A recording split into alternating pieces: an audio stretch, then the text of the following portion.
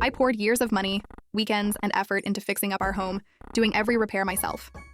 My girlfriend's younger siblings kept destroying my work, cracking porch tiles, scratching the patio, and even flooding the bathroom. I finally banned them from coming over, and if that makes me the bad guy, I'll accept it to protect my home. When I think back to the day we first walked into the house, I can still smell the damp. It wasn't the kind of property most couples would fall in love with. Certainly not the kind you'd see on glossy listings with perfectly staged furniture and soft lighting. No, this was the kind of place that made most people grimace, shake their heads, and walk away quickly. The walls were stained with years of neglect, the garden was an overgrown jungle, and the heating system looked like it hadn't been serviced since before I was born. But I saw something different. Under the dirt, the cracks and the disrepair, I saw possibility. I saw a future. My girlfriend and I were in our mid-20s, and we didn't have the kind of money to buy something move-in ready. This was what we could afford, a fixer-upper. For me, it wasn't just about having a roof over our heads, it was about creating something. I've always been the kind of person who learns by doing, who believes in rolling up his sleeves and figuring things out. The idea of taking this worn-down house and turning it into a home appealed to me on a level I can't quite explain. We signed the papers, and just like that, it was ours. The estate agent smiled, shook our hands, and wished us luck. I remember thinking at the time that luck wasn't going to get this place into shape. Sweat, money, and long hours would, from day one. The house consumed me. I spent evenings drawing up plans, researching repairs, making lists of materials. Weekends became dedicated workdays. I gave up holidays abroad, nights out with friends, and lazy Saturdays on the couch. Every bit of annual leave I got from work was poured back into the house. While most of my colleagues spent their holidays traveling or relaxing, I was under floorboards, rewiring light fittings, or hauling heavy bags of mortar.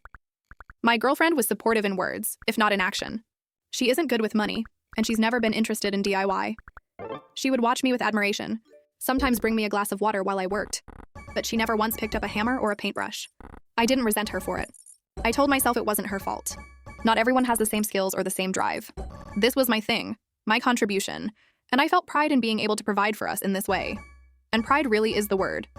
Every time I completed a project, no matter how small, I felt a deep satisfaction.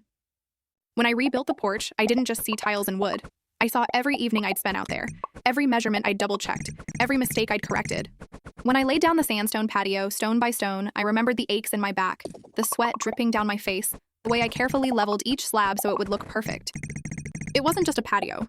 It was hours of my life etched into the ground. Over time, the house transformed. The ugly, broken-down property we bought slowly became a home. Friends came over and commented on how different it looked. My girlfriend loved showing it off, telling people proudly that we had done it all ourselves. I smiled when she said that, even though the truth was that I had done it all. Still, I let it slide. I wasn't doing it for the credit. I was doing it because this house represented my hard work, my dedication, and our future together.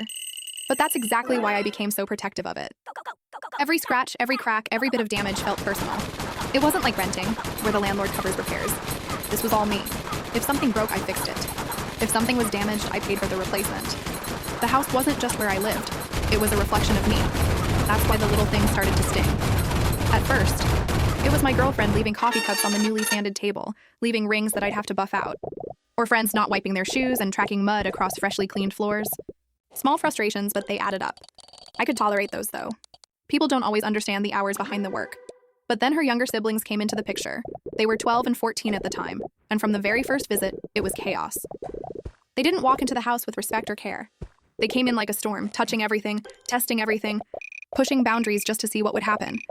And that's when I realized this house I had poured years of effort into was about to face its greatest threat. Not leaks, not rot, not crumbling walls, but two kids who didn't respect it at all. The first time her siblings came over, I was honestly excited. I thought maybe they'd look up to me, see the house, and be curious about how I fixed it up. Maybe they'd ask questions. Maybe I could even show them some basic DIY skills. I remember being their age. I would have killed to have someone show me how things worked. That fantasy lasted about 5 minutes. From the moment they stepped in, it was chaos. They dropped their shoes in the hallway, scattered their jackets on the floor, and started running around like they were in a playground. I tried to be patient. Kids have energy. Kids get excited. But there was no respect. No awareness that this wasn't just a house. It was our house. One I had built up with my own hands. Her brother, 14 at the time, had this restless energy, like he couldn't sit still unless he was breaking something. He picked up tools from my workbench without asking, swinging a hammer in the air like it was a toy. I asked him politely to put it down, explained it wasn't safe. He laughed, shrugged, and wandered off, hammer still in hand. Minutes later, I found him on the porch, slamming the head of the hammer into one of the tiles I had laid painstakingly, cracking it clean through. "Why would you do that?" I demanded, my voice sharper than I meant. He looked me dead in the eye and said, "Because I can." I asked him if he would do that in his own house. He shook his head and said, "No." "Then don't do it in mine," I snapped. I was furious, not just at him, but at myself for trusting him even for a second. That porch had taken me hours. I'd measured, cut, and laid each tile carefully, sweating over it in the summer heat. And with one careless swing, he ruined part of it. I told his parents later, expecting at least a word of apology or some acknowledgement that it was wrong. Instead, I got, "It's only a couple of tiles. Don't make a fuss, only a couple of tiles." As if tiles just replaced themselves, as if the hours I'd spent making them perfect didn't matter. His sister wasn't any better. She had this habit of ignoring instructions the second they were given, as if testing how far she could push.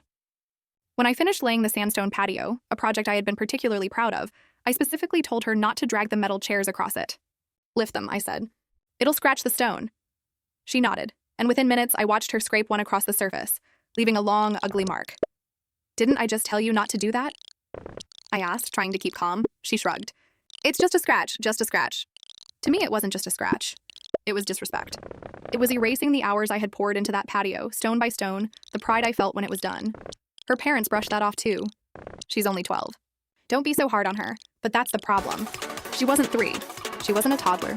She was old enough to understand that other people's things deserved care. Old enough to know that actions have consequences. Yet every time she or her brother caused damage, it was excused, minimized, and I was left holding the bill. The final straw, or so I thought at the time, came when his sister begged to stay over one weekend. I wanted to be kind. I wanted to show I wasn't the grumpy adult they probably thought I was. So I agreed. The next morning, I woke up to disaster. The bathroom was flooded. Water pooled across the floor, seeping under the freshly laid flooring I had spent weeks perfecting. Panic surged through me. I ran to shut off the water, towels soaking up what I could, my heart pounding. I followed the trail to the source and found the culprit, the tap. Bent broken. Later, I learned she had been leaning on it, putting her full weight until the pipe gave way. Do you know how gutting it feels to see water damage creeping under floors you just installed? To realize that the weekend you had planned, maybe finally relaxing, maybe catching your breath, was now going to be spent tearing everything up. Fixing pipes, replacing boards, and praying the damage hadn't spread too far. When I confronted her about it, she muttered, "I didn't mean to." And maybe she didn't. But intention doesn't erase damage. Her parents' response? A shrug. "Kids make mistakes," they said. "Kids break things, but these weren't accidents in the sense of innocence. These were accidents born from carelessness, from disrespect, from never being taught to treat other people's homes with the same respect they'd expect in their own. Every time they left, I was left behind. Not just with the mess, but with the repairs, the costs, the frustration. It wasn't just the money, though, that hurt. It was the time. Time I could have spent making progress on the house. Time I could have spent resting after weeks of work. Instead, I was constantly redoing what had already been done.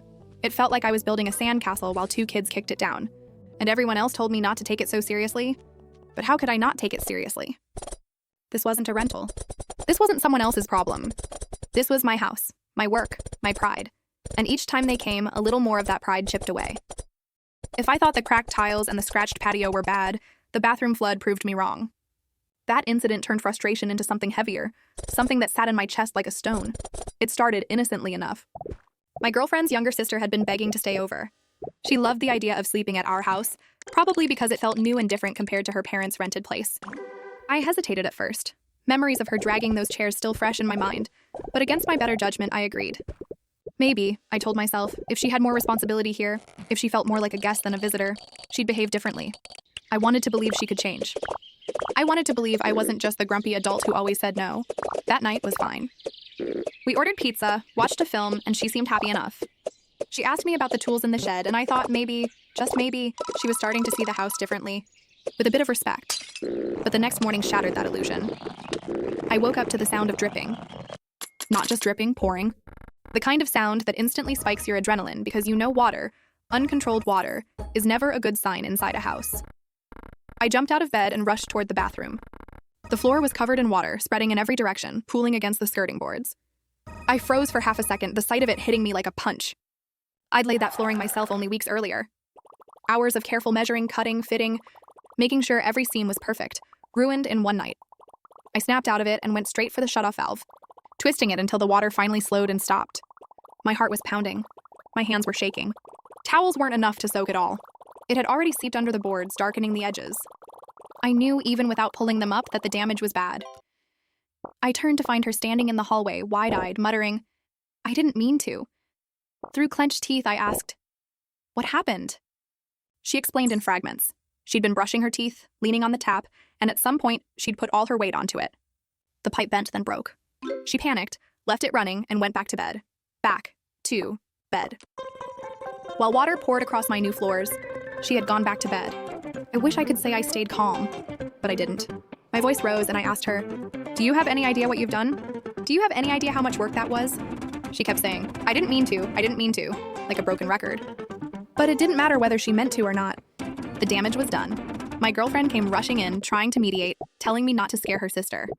But I wasn't trying to scare her. I was trying to make her understand. This wasn't a rental with a landlord to fix things at no cost. This was my house, my responsibility, my weekends, my wallet. Every single repair, every single fix was me. And now I had to rip up and redo something I'd just finished. That day was one of the most exhausting I can remember. Instead of relaxing, instead of enjoying the weekend, I was back in work mode, pulling up soaked flooring, assessing water damage, tracing how far it had spread. The smell of damp wood filled the air. The sound of squelching boards made my stomach turn. As I worked, frustration built inside me. Not just at her, not just at the mess, but at the bigger picture. This wasn't an isolated incident. Every single time her siblings came over, something ended up broken. The hammer on the porch tiles, the scratches on the patio, now the flooded bathroom. It was like a curse, an unspoken guarantee that their presence meant destruction, and every time their parents brushed it off. Kids will be kids. It's not that big a deal. Don't be so hard on them. But it was a big deal. Because I wasn't just repairing a house, I was pouring years of my life into it. And with every careless act, they weren't just damaging property, they were erasing my effort, my time, my pride. By the end of the weekend, my body ached from the repairs, but my mind was sharper than ever. I sat on the edge of the ripped-up floor, tools scattered around me, and I made a decision. I couldn't do this anymore. I couldn't keep letting them into my home, only to spend days cleaning up the chaos they left behind. I couldn't keep pouring my weekends into fixing problems that shouldn't have existed in the first place. And I couldn't keep pretending that this was normal or acceptable. My girlfriend might think I was being harsh. Her parents might call me unreasonable. But I had reached my limit. It wasn't about disliking kids. It wasn't about being unforgiving. It was about respect. Respect for me, for my time, for the home I had built, and clearly they had none. By the time I finished tearing up the wet flooring, drying out the subfloor, and patching the bent pipe, I was past the point of exhaustion. My back hurt, my hands were raw, and my mind was buzzing with one thought: this isn't sustainable. That evening, I sat down with my girlfriend. She could see the strain on my face, but before she could say anything, I laid it out plainly. I don't want your brother and sister here anymore. Her eyes widened. What? You can't mean that. They're kids, I shook my head. They're not just kids, they're destructive. Every time they step into this house, something gets broken. The tiles, the patio, and now the bathroom. Do you realize how much time, money, and energy I've lost fixing the things they ruin? She opened her mouth, then closed it again. Finally, she said, but they don't mean to. That doesn't change the outcome, I replied firmly. It doesn't matter whether it's intentional or not. Damage is damage. And every time I'm the one left repairing it. Not their parents, not you, me. This house is my blood, sweat, and tears. I won't keep letting them treat it like a playground. She looked at me like I was being cruel. You're being unreasonable. They're family. They should feel welcome here. I felt anger rising in my chest. And what about me? Shouldn't I feel respected in my own home? Shouldn't our space matter? Why is it okay for them to come in, break things, and leave, while I spend every weekend fixing what they've destroyed? Her face hardened. So you're saying they can never come over again? Yes, I said without hesitation. Not until they learn to respect this house. I'm done. Word got back to her parents quickly. The next day, I got a message from her mom telling me I was overreacting and that kids make mistakes. Her dad called it only a bathroom and told me I should lighten up. But that's the problem. They didn't see the hours I spent rebuilding.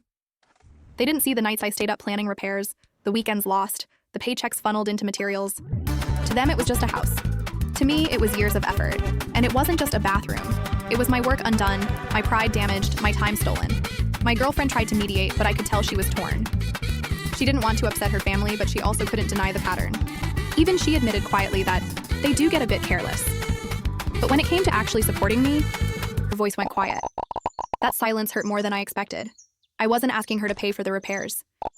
I wasn't asking her to pick up a hammer or lay tiles beside me. All I wanted was for her to stand with me, to say, he's right. They've gone too far. But instead, she hovered in the middle, afraid to take sides. And so I had to stand alone. The fallout wasn't pretty. I was painted as the bad guy, the adult who couldn't tolerate a couple of kids. They called me harsh, inflexible, unreasonable. But you know what? I don't care, because at some point, protecting what you've built isn't selfish. It's necessary. This house isn't just walls and floors. It's proof of my commitment, my sacrifices, my future. Every broken tile, every scratched patio stone, every flooded floor felt like an insult to that work. And I wasn't going to keep inviting that insult through the door. I don't know what this will mean long-term for my relationship. Maybe she'll resent me. Maybe her family will always think of me as the villain. But I know one thing for certain.